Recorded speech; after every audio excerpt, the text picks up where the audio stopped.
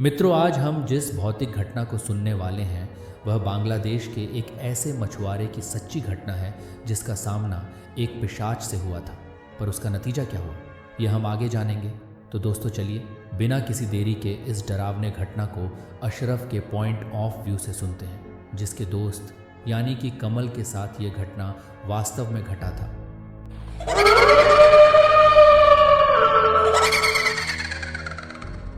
विनाय की horror stories. मित्रों, ये बात आज से कई साल पहले की है, यानी कि साल 1998 की। अब बारिश का मौसम होने की वजह से सभी मछुआरे थोड़े गहरे पानी में जा रहे थे। उसी में मेरा एक दोस्त कमल भी शामिल था, जो कि बाकी मछुआर की तरह ही रात के समय अपने 3 दोस्तों के साथ निकला था।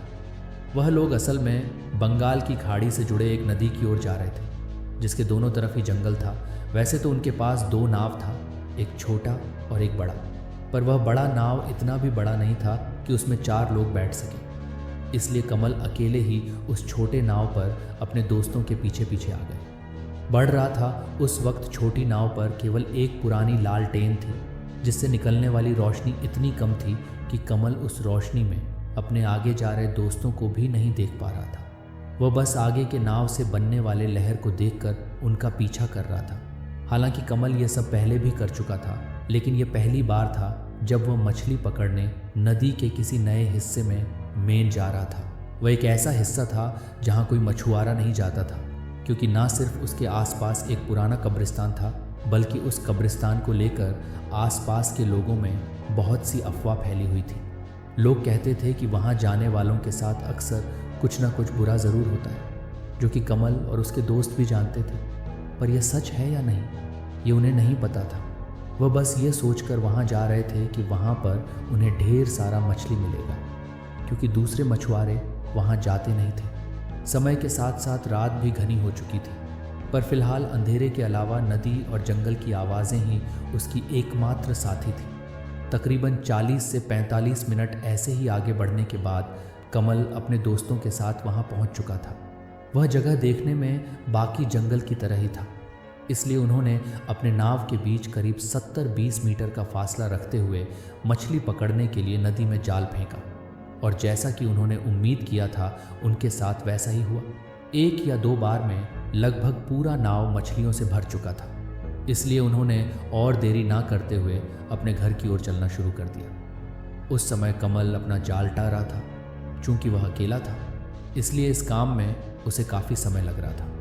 इसी बीच कमल ने एक अधेड़ उम्र की औरत को किनारे पर खड़ा देखा, जो थोड़ी सी झुकी हुई थी, और उसे देखकर ऐसा लग रहा था कि वह किसी का इंतज़ार कर रही है। उस औरत को अपने सामने खड़ा देखकर शुरुआत में तो कमल को भी बहुत अजीब लगा, यहाँ तक कि इसी की वजह से वो उन कहानियों को भी सच मानने लगा था जो कि वहाँ के बारे में उसने सुनी थी।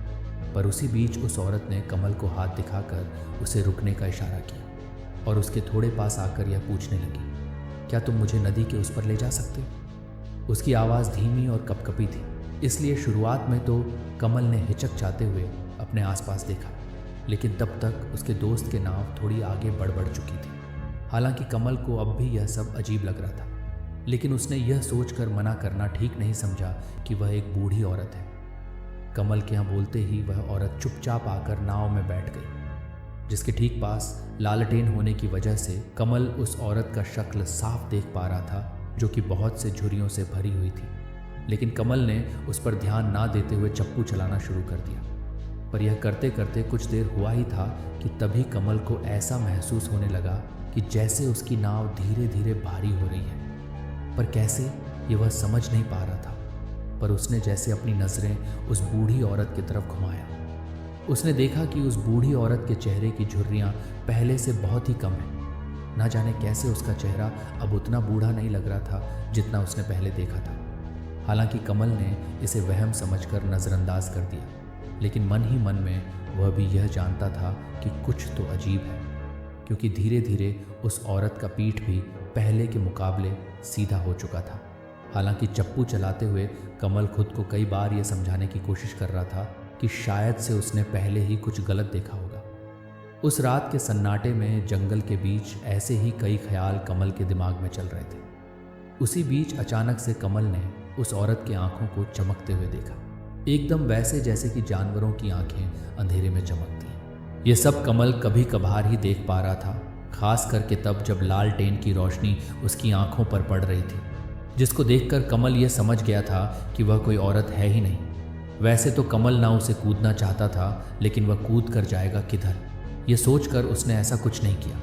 वो बस ऐसा दिखावा कर रहा था कि सब कुछ ठीक है। हालांकि उन दोनों के बीच अब भी बातचीत नहीं हो रही थी, पर ना जाने वह औरत एक अजीब से मुस्कान के साथ कमल को लगातार घूरती जा रही थी, इसलिए कमल उसकी ओर मुड़ने से भी घबरा रहा था। वो बस बीच बीच में तिरछे नज़रों से उस औरत को देख रहा था। वैसे तो यह सब बहुत ही धीरे धीरे हुआ था, लेकिन धीरे धीरे वह औरत अब पूरी तरह से बदल चुकी थी। उसके बाल लंबे और काले हो गए थे और उसकी त्वचा उसमें झुर्रियाँ नहीं थी। इन सब से कमल इतना डर गया था कि अगर वह औरत उससे कुछ पूछती भी थी तो वो डर के मारे कुछ बोल नहीं पा रहा था। एक तरह से अगर देखा जाए तो कमल स्थिर होकर चुपचाप बस चप्पू चला रहा था। वो तब यही चाह रहा था कि किसी तरह से वो बस अपने जाने पहचाने किनारे तक पहुंच जाए। हालांकि वापस लौटने का अब सफ़र महज 1 घंटे का था, लेकिन उस समय वह 1 घंटा भी कमल को कई घंटों के बराबर लग रहा था। उसके दिल की धड़कनें इतनी तेज़ हो चुकी थीं कि वह खुद ही अपनी धड़कनों को सुन पा रहा था। एक समय तो ऐसा आ गया था कि वह छोटे मोटे चीज़ों के हलचल से भी डरने लगा था, फिर चाहे वह झाड़ियों के हिलने की आवाज़ हो या पेड़ के पत्तों की। उस समय कमल के लिए हर एक चीज़ बहुत ही डरावनी थी, पर कमल ने जैसे तैसे हिम्मत जुटाकर उस रात नाव को एक छोटे गांव के किनारे तक पहुंचा दिया था। हालांकि वह उसका गांव नहीं था, लेकिन वह जैसे ही किनारे तक पहुंचा, वह वैसे ही नाव से कूदकर सीधे गांव की तरफ भागा। लेकिन तभी उसके साथ एक और अजीब चीज़ हुआ। वह उस समय गिरते पड़ते भाग तो रहा था, लेकिन जैसे ही उसकी नज़र फिर से अपने नाव पर पड़ी, उसने देखा कि उसके नाव में कोई नहीं है, यानी कि वह औरत या वह जो कुछ भी था वह नाव से कहीं गायब हो गया था। यह देखकर कमल आश्चर्य के साथ अपना सर पकड़कर ज़मीन पर ही बैठ गया। इसके बारे में मुझे तब पता चला जब कमल के बीमार पड़ने की वजह से यह बात पूरे गांव में फैल गई थी। पर उसकी हालत को और भी बिगड़ता देखकर मैं खुद अपने दोस्तों के साथ उसे एक मौलाना के पास ले गया था।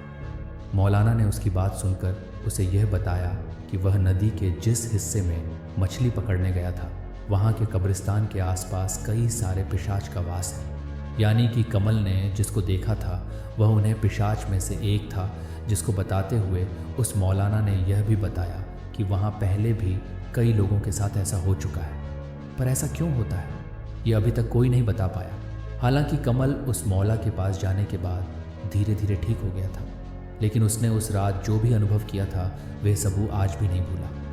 उम्मीद करता हूँ कि आपको यह वीडियो पसंद आया होगा, और अगर आया हो तो प्लीज़ इस वीडियो को लाइक करके इसे अपने दोस्तों के साथ शेयर ज़रूर करना, और उसके साथ ही साथ इस चैनल को सब्सक्राइब करके नोटिफिकेशन बेल को भी दबा देना, ताकि हमारे आने वाले वीडियोस आप तक जल्द से जल्द पहुंच सकें। धन्यवाद दोस्तों।